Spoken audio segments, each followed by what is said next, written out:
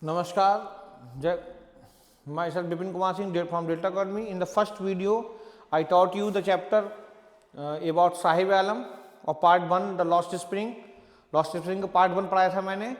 आज मैं आपको सेकेंड पार्ट पढ़ाऊंगा. I want to drive a car. In this the story of Mukesh I will tell you.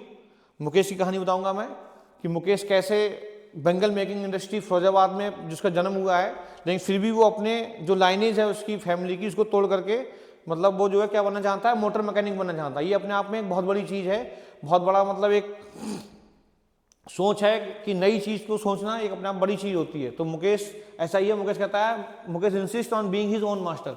Mukesh अपने खुद का मालिक बनना चाहता है. I will be motor mechanic. वो कहता है मैं मोटर मैकेनिक बनूंगा. ही अनाउंसेस, वो घोषणा करता है. Do you know anything about cars? क्या तुम कुछ कार के बारे में जानते हो? अनीश जंग उससे पूछती हैं. जैसे कि मैंने बताया था, अनीश जंग जो था स्लम पीपल को और जो गरीब बच्चे जिनका बचपन खो जाता है उन पर एक सर्च कर रही थी. एक किताब लिखी उन्होंने लॉस्ट स्प्रिंग. उसी में से 2 स्टोरीज जो है इस चैप्टर में दी हुई हैं. जो फ्लेमिंगो के जो चैप्टर नंबर 2 है, lost spring the stories of stolen childhood. दो स्प्रिंग का मतलब यहाँ पे जो बचपन बच्चे नहीं जी पाते हैं उसके बारे में बताया उन्होंने. तो उसी क्रम में ये सेकेंड पार्ट है स्टोरी का जो मतलब हम पढ़ेंगे अभी. तो मुकेश जोर देता है कि क्या तुम खुद के मालिक बनना चाहते हो? I will be motor mechanic बनूंगा मैं. वो कहता है, अनिश जब उससे कहती है कि तुम कार के बारे में कुछ जानते हो? तो I will learn to drive car. मैं कार चलाना सीखूंगा. मतलब ही आंसर्स, वो घोषणा करता है, looking straight into my eyes. उनकी अनिश जंग की आंखों में देख के बताता है कि मैं मोटर मैकेनिक बनूंगा. His dream looms like a mirage amidst the dust of streets that fill his town Firozabad. और उसकी जो आंखों में चमक है वो एकदम चमक आ जाती है उसकी आंखों में, और उस गली में चमक आती है उसकी जहाँ फिरोजाबाद में, जहाँ पर क्या है जो फेमस है क्या के लिए, बेंगल मेकिंग के लिए फेमस है. Every other family in Firozabad is engage in making bangles. Firozabad का हर दूसरा परिवार इंगेज है. क्या में इंगेज है? बेंगल मेकिंग में, चूड़ी बनाने में फेमस है. It is the centre of India's glass blowing industry. और ये भारत की जो ग्लास ब्लोइंग इंडस्ट्री मानी कहते हैं, जो कांच का कारखाना है, मतलब उसके लिए उसका सेंटर है, केंद्र है. मतलब ये but families have spent generations working around furnaces. जहाँ पर परिवार पीढ़ियों से लगे हुए हैं, पीढ़ियों से काम लगे हुए हैं. फर्नेसेस मानी भट्टियों में काम कर रहे हैं. बिल्डिंग ग्लास की बेल्ट, मतलब जो शीशे होते हैं उनको बेल्ट मानी कहते हैं जोड़ते हैं. चूड़ियाँ होती हैं जो एक जगह जुड़ी हुई होती हैं, मतलब वो गोला होता है तो उनको जोड़ा जाता है. तो जैसे एक दिया रख लिया, डिब्बी रख ली, फ्लेम रख ली, फ्लेम में उसको ऐसे जोड़ते हैं. तो वो बच्चे जो हैं क्या करते हैं, उनका वो एक मशीनरी की तरह काम करते हैं. मतलब तो बच्चों को लगातार वो फ्लेम देखनी पड़ती है, इससे उनकी जो आई साइड है वो वीक हो जाती है. तो ये बिल्डिंग ग्लास करते हैं. Making bangles for all the women in the land it seems. और ऐसा लगता है कि दुनिया में जितनी इस पृथ्वी पर औरतें हैं सबके लिए वो चूड़ियाँ वहीं बनती हैं. कहाँ? फिरोजाबाद में. Mukesh family is among them. Mukesh का परिवार भी उसमें से एक है.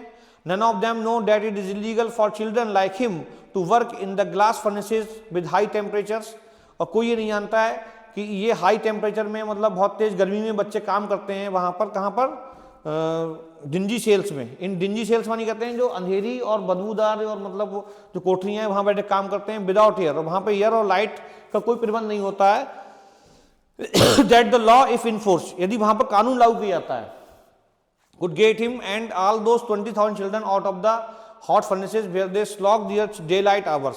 जहाँ पे दिन की रोशनी में, मतलब वो अंधेरी कोठरी में बंद होकर 20,000 बच्चे काम करते हैं फिरोजाबाद की डिफरेंट गैस इंडस्ट्री में.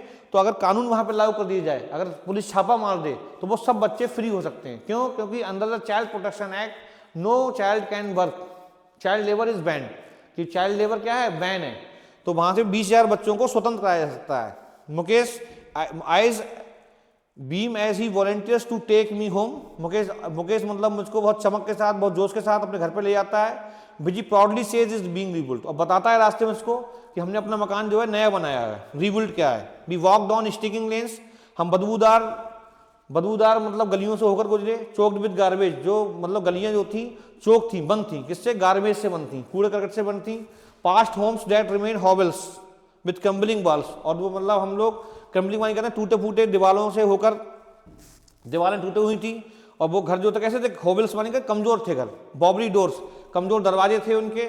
नो विंडोज, खिड़की नहीं थी घरों में. Crowded with families of humans and animals. और उसमें जब घर में थे तो बकरी, मुर्गे, गाय, भैंस और इंसान दोनों, सभी लोग एक साथ रहते थे. जैसे कि हम लोग आदि, जब हमने जीवन पृथ्वी पर शुरू किया था, आदि मानव थे, मतलब हम उस समय पर मतलब जो है वो साथ साथ रहते थे. कौन कौन साथ साथ रहते थे? इंसान और जानवर एक साथ रहते. प्राइमेबल वानी कहते हैं आदिकाल. आदिकाल की जो मतलब जो समय था, आदिकाल के समय की तरह मतलब उन झोपड़ियों में लोग इंसान और जानवर दोनों एक साथ रहते थे मिक्स होकर के। He stops at the door of one such house, इसी प्रकार के घर में रुका, मतलब बैंक से बोबली डोर आयरन डोर, उसने मतलब जो बोबली मानी कहते कमजोर दरवाजा था लोहे का, उसको खोला अपने पैर से, and pushed it open, we enter a half build shack, हम उसमें आधा बना हुआ जो शेक था उसमें प्रवेश किया हमने। In one part of it that is with dead grass, उसके एक जो घर था उसका उसके आधे हिस्से में क्या पड़ा हुआ था, छप्पर पड़ा हुआ था। Is a firewood stove over which sits a large basin of sizzling spinach leaves, एक फायरवुड मानी कहते हैं स्टोव जल रहा था, उस पर पालक की पत्तियां उबल रही थी, पालक बन रही थी मतलब। On the ground in large aluminium platters, और ग्राउंड में एक एल्यूमिनियम का मतलब बर्तन रखा हुआ था। आर मोर चॉप्ड वेजिटेबल्स, उस पर कई सारी चॉप मानी कहते कटी हुई सब्जियां रखी हुई थी। A frail young woman is cooking the evening meal for the whole family, एक पतली सी कमजोर युवा औरत जो थी वो क्या कर रही थी, पूरे परिवार के लिए खाना बना रही थी। Though eyes filled with smoke she smiles, उसकी आंखों में आंसू मतलब धुआं जा रहा था तो उसके स्मोक से उसकी आंखें भरी हुई थी, पानी निकल रहा था। She is the wife of Mukesh elder brother, वो मुकेश के मतलब बड़े भाई की पत्नी थी। Not much elder in years, she has begun to command respect as the bahu, the daughter in law of the house, already in charge of the 3 men, her husband Mukesh and the father. ये जो मुकेश की बड़े भाई की पत्नी थी, ये घर में 3 लोगों का ध्यान रखती थी, मुकेश का, उसके बड़े भाई का और उसके फादर का, मतलब मुकेश के। तो इसको घर में बहू कहते थे मतलब, लेकिन जैसे ही कोई मेल मेंबर जैसे मुकेश के फादर अंदर आते थे तो ये जाके कोने में घूंघट करके खड़ी हो गई, बेल मतलब घूंघट करा इसने और कोने में जाकर वो खड़ी हो जाती है।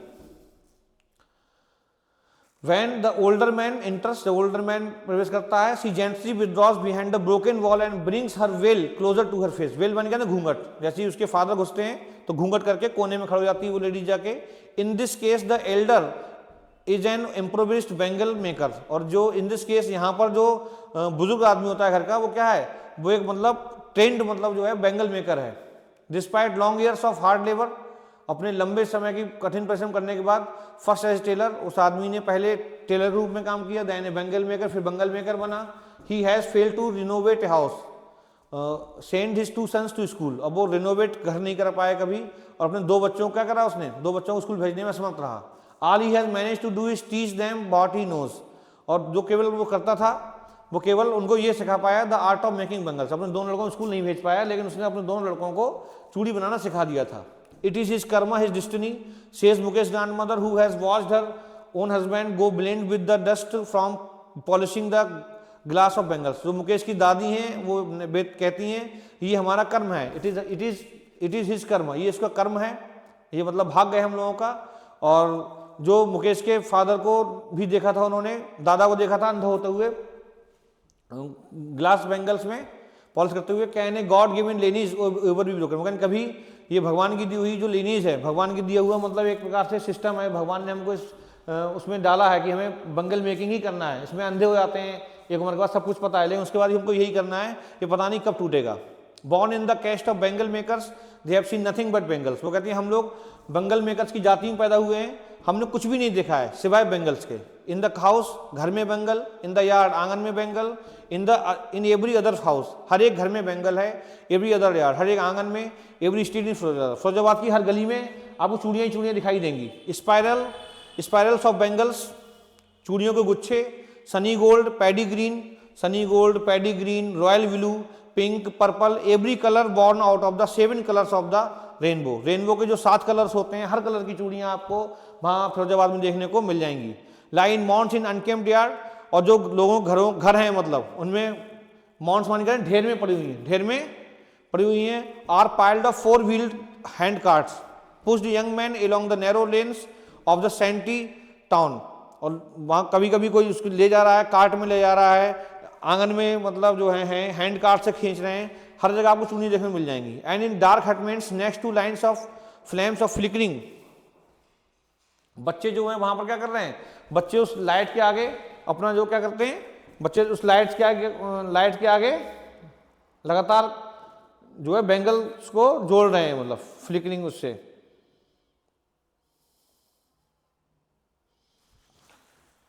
Their eyes are more adjusted to 3 chapter बचे हैं ये भी। Their eyes are more adjusted to the dark than to the light outside. उनकी जो आंखें हैं बच्चों की वो अंधेरे में ज़्यादा अच्छे से काम करती हैं। अंधेरा होता है, एक फ्लेम जलती है मतलब दीपक की, उसमें देख करके वो क्या करते हैं, उसमें देख करके वाइल्ड करते हैं, मतलब उसको बाइंडिंग करते हैं, किससे, मतलब कांच के दोनों जो पुर्जे उनको जोड़ते हैं, तो उसमें क्या करते हैं, ये उनकी आंखें अंधेरे में ज़्यादा अच्छे से एडजस्ट करती हैं in comparison to the daylight. Daylight में मतलब काम नहीं करते हैं, वो अंधेरे में काम करते हैं। That is why they often end up losing their eyesight before they become adult. इससे यही कारण होता है कि जब वो एडल्ट्स बनते हैं, मतलब जवान हो पाते हैं, तब तो उनकी आंखों की रोशनी कैसी हो जाती है, चली जाती है किसी किसी की। Savita young girl in A drape pink dress, Savita एक लड़की है, मतलब वो ड्रेप मानी कहते हैं फीके पिंक कलर की ड्रेस में पहनी हुई है। Sit alongside an elderly woman, उसके बगल में एक मतलब बुजुर्ग महिला बैठी हुई है। शोल्डरिंग पीसेस ऑफ ग्लास, वो क्या करती हैं, तो जो पीसेस ऑफ ग्लास है उनको शोल्डर कर रही है, मतलब जोड़ रही हैं।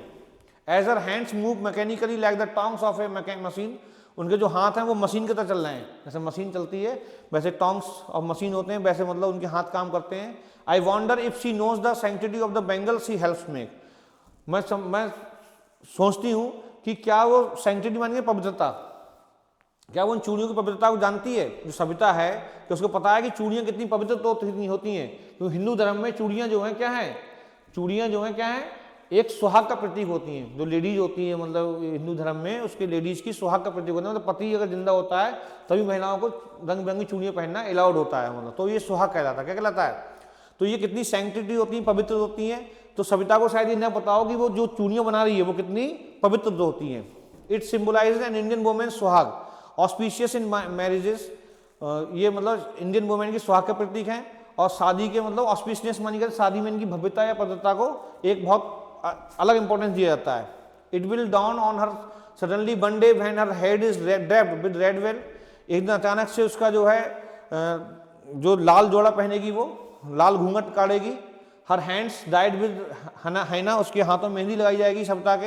And red bangles rolled onto her wrist, और उसकी कलाई में जो है लाल चूड़ियाँ पहनी जाएंगी। She will then become a bride, तब वो क्या बन जाएगी, तब वो एक बहू बन जाएगी जो सविता होगी। मतलब like the old woman beside her who become one many years ago, जो मतलब जो बूढ़ी औरत थी वो कई वर्षों पहले बनी थी। क्या बनी थी, वो बनी थी, क्या बनी थी, बहू बनी थी। मतलब she still has a bangle on her wrist, उसकी कलाई में अभी भी चूड़ियाँ हैं, but no light in her eyes, उसकी आंखों में रोशनी नहीं है, लेकिन वो अंधी हो चुकी है। वो जो बूढ़ी औरत है, एक वक्त शेर भर खाना भी नहीं खाया, वो कहती है एक बार मैंने पेट भर खाना भी।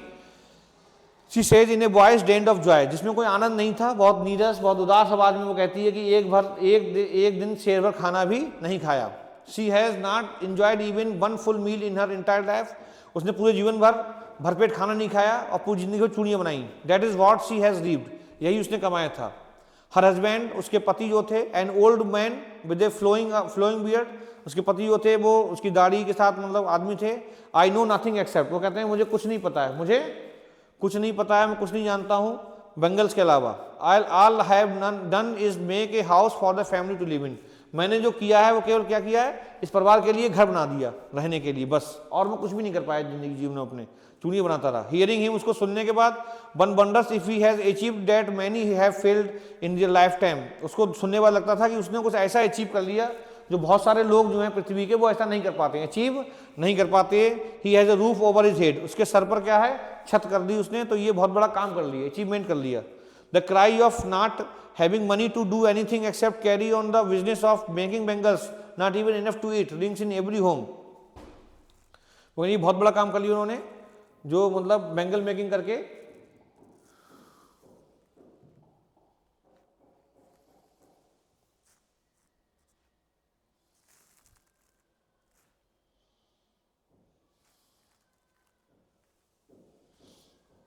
So the young man,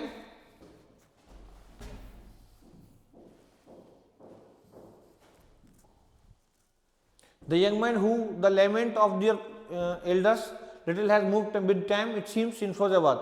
Years of mind dumbling toil have killed all initiative and ability of dream. उसने जो माइंड डम्बलिंग मानी करते हैं, जो दिमाग को शून्य कर देने वाली जो मेहनत वो करते हैं, उससे उनकी जितने भी सपने देखने की क्षमता है वो सब खत्म हो चुकी हैं वहाँ के लोग जो काम करते हैं।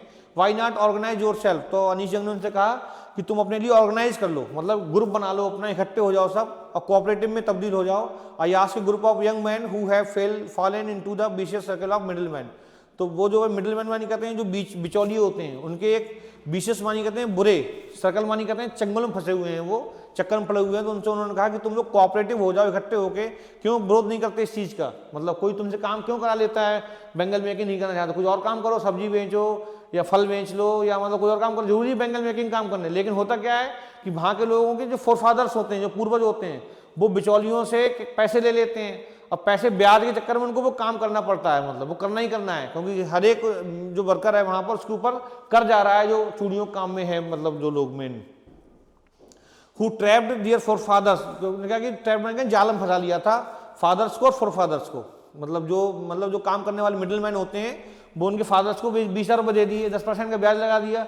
तो जो नया बच्चा पैदा हुआ तो उसको अपने बाप का वो ब्याज भरना है, तो उसको मतलब बेंगल मेकिंग का ही काम करना है। वो चाहे तो चाह कर भी वो दूसरा काम नहीं कर सकता, क्यों? क्योंकि वो वहां पर फंसा हुआ है, ट्रैप्ड है। मतलब even if we get organise, वो कहता है कि हम कभी कभी ऑर्गेनाइज भी हो जाएं, we are the ones move from poverty to property to great and to industries. अगर हम तो गरीबी से हम लोग कहाँ पहुंच जाएंगे? एपर्टी टू ग्रीड, लालच में लालची बना दिया जाएगा हमको, और हमारे साथ अन्याय किया जाएगा, हमें किसी केस में झूठा फंसा के जेल में डाल दिया जाएगा। मतलब जो पुलिसमैन है, ब्यूरोक्रेट्स हैं और जो मिडिल मैन है, वो सब आपस में एक दूसरे से मिले हुए हैं। लिसनिंग टू देम आई सी, उनको सुनने के बाद आई सी टू डिस्टिंक्ट बर्ड्स, मैंने दो दुनिया देखी। वन ऑफ द फैमिली, एक तो परिवार था उनका, वो था मतलब cout in wave of poverty, जो परिवार जो था वो गरीबी की मतलब उसमें वेव मानी का जाल में फंसा हुआ था। Burden by the stigma of caste in which they are born, उनके मतलब स्टिग्मा ऑफ कैस्ट मानी कहते हैं जो जाति का उनका एक सिंबल था, उसमें फंसा हुआ था परिवार, मतलब कि बेंगल मेकिंग करना ही करना है, इस तरीके से फंसे हुए थे मतलब वो। The other a vicious circle of sahukars, और दूसरे जो जाल था वो क्या देखा उन्होंने? साहूकार्स का। जो साहूकार्स थे, द मिडिल मैन थे, बिचौलिए थे, the policeman, the keepers of law, the bureaucrats, अधिकारी थे मतलब, और कौन? पॉलिटिशियंस। इन लोगों ने एक जाल बना रखा था, उस जाल में से मतलब निकल नहीं पा रहे थे ये बेंगल मेकर्स। उनको जीवन में बेंगल मेकिंग का काम ही करना था, दूसरा काम वो कर नहीं सकते थे मतलब। Together they have imposed the baggage on the child that he can not put down, साथ साथ उन्होंने उनके ऊपर एक बच्चे के ऊपर वो बैगेज रख दिया था, वजन रख दिया था कि तुम्हें करना ही करना है। बिफोर ही इज अवेयर, उससे पहले वो अवेयर होते, वो जानकारी होती। He accept is an natural as his father, तो वो उसको नेचुरली एक्सेप्ट कर लेते हैं। तो बच्चे बड़े होते हैं, जब तक वो कुछ समझ पाते हैं तब तक वो पक्के बेंगल मेकर बन चुके होते हैं। जैसे उनके फोर फादर्स ने उस चीज़ को एक्सेप्ट कर लिया कि हमको बेंगल मेकिंग ही करना है जिंदगी में, हम कुछ नहीं कर पाएंगे, वैसे ही बच्चे भी एक्सेप्ट कर लेते हैं। To do nothing else would mean to dare, और कुछ अलग नया करना मतलब साहस करना है, डेयर करना है। डेयर मानी कहना साहस करना होता है। And daring is not a part of his growing up, और डेयर करना मतलब क्या है?